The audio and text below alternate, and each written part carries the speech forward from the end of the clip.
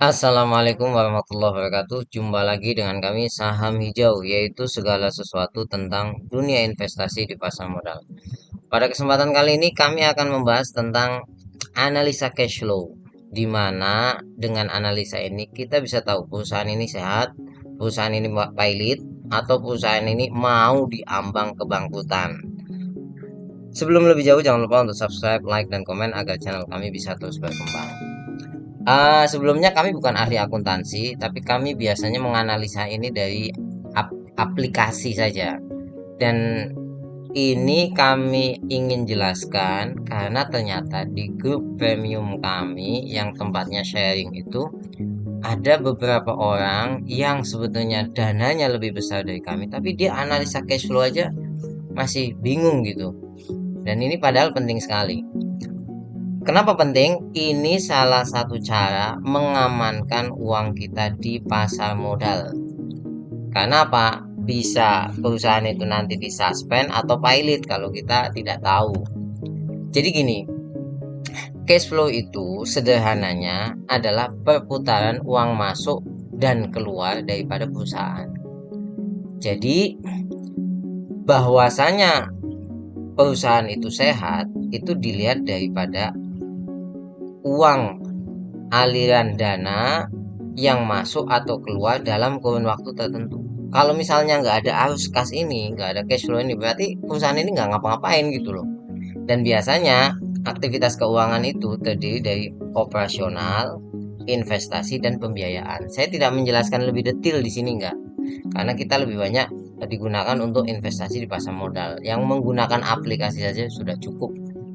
Nah, fungsinya ini penting ya. Cash flow yang sehat itu bisa untuk membayar kebutuhan dasar bisnis perusahaan itu seperti bayar gaji karyawan, utang usaha, biaya operasional, bahkan bisa memiliki cadangan untuk menghadapi kejadian yang tidak terduga seperti COVID. Makanya kalau kita milih perusahaan gak bagus, wah waktu COVID jebloknya bukan main. Sekarang gini, dan di aplikasi beberapa ya, tidak semua, itu ada istilah namanya free cash flow. Ada yang hanya cash flow saja, tapi hanya ada beberapa aplikasi yang menggunakan kata-kata free cash flow. Jadi dua kriteria, ada cash flow, ada free cash flow. Ini penting. Kalau menurut saya cari aplikasi yang seperti ini. Nah, free cash flow itu maksudnya bahwasanya perusahaan itu mampu membiayai aktivitas operasional dan ekspansinya. Ingat, ekspansinya tanpa banyak membutuhkan modal tambahan dari eksternal. Nah, kalau Anda misalnya lihat ya, ada perusahaan tahu-tahu menerbitkan saham baru lagi, menerbitkan saham baru lagi, menerbitkan saham baru lagi. Ya, karena dia tidak memiliki free cash flow yang besar gitu. Nah, mari kita lihat eh, perusahaan laporan yang ada di aplikasi. Posisi-posisi apa saja yang membuat kita berani masuk atau tidak berani masuk. Ini versi kami, ingat ya, ini versi kami.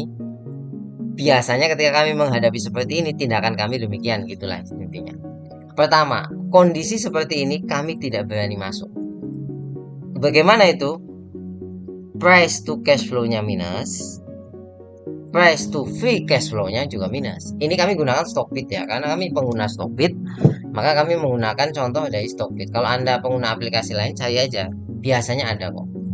Nah, di sini sederhananya ini free cash flow-nya minus, apalagi price to cash flow-nya sudah minus. Dan semenarik apapun, meskipun teknikalnya bagus sekali, kami terus terang tidak berani masuk perusahaan seperti ini.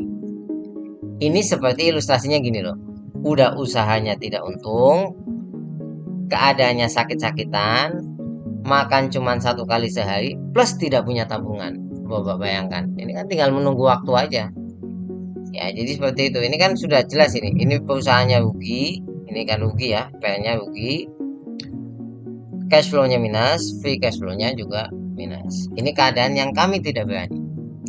Yang berikutnya, ini keadaan di mana kita masih berani masuk. Ingat, masih berani masuk.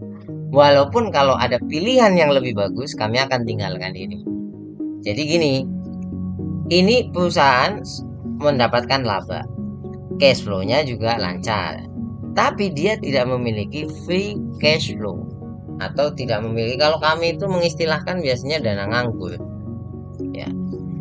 Ini ilustrasinya, usahanya sudah untung, tubuhnya sudah bisa sehat, makan 3 kali sehari, tapi belum punya uang simpanan. Jadi gitu ya, beranilah kalau seperti inilah. Kondisi yang berikutnya, ini juga masih berani kami. Apa itu? Usahanya rugi nih, enggak tidak laba dia, tapi mencatat kerugian. Tapi cash flow-nya bagus, free cash flow-nya juga bagus. Ya. Nah, ini keadaan yang kami berani gitu. Jadi kadang-kadang kami masuk perusahaan yang masih rugi ketika salah satunya analisanya adalah dari sudut pandang cash flow. Yang bahaya kan tadi yang pertama, sudah labanya sudah rugi usahanya, cash flow-nya minus, free cash flow apalagi. Ini seperti ilustrasinya, usahanya belum untung, tapi tubuh sehat, bisa makan 3 kali sehari, dan punya uang simpanan. Seperti itu. Nah, ini kondisi yang bagus dan kami sangat menyukai ini. Kami tidak menyebut ya ini saham apa. Pokoknya ini kondisi bagus. Pertama, perusahaan ini laba ya, cash flow-nya bagus. Ini plus ya. Udah plus dulu lah, jangan mikir besar kecil dulu. Plus ini, dan free cash flow-nya juga plus. Itu. Ini kondisi yang sangat bagus. Kenapa kami katakan sangat bagus? Karena apa? Sudah demikian ditambah lagi harganya murah, price to sales-nya murah, earning yield-nya tinggi. Wah, ini lengkap. Saya walaupun teknikalnya buruk sekali, saya akan mulai masuk di saham seperti ini. Mulai masuk itu ya beranilah beli di sisi kanan itu, kami berani.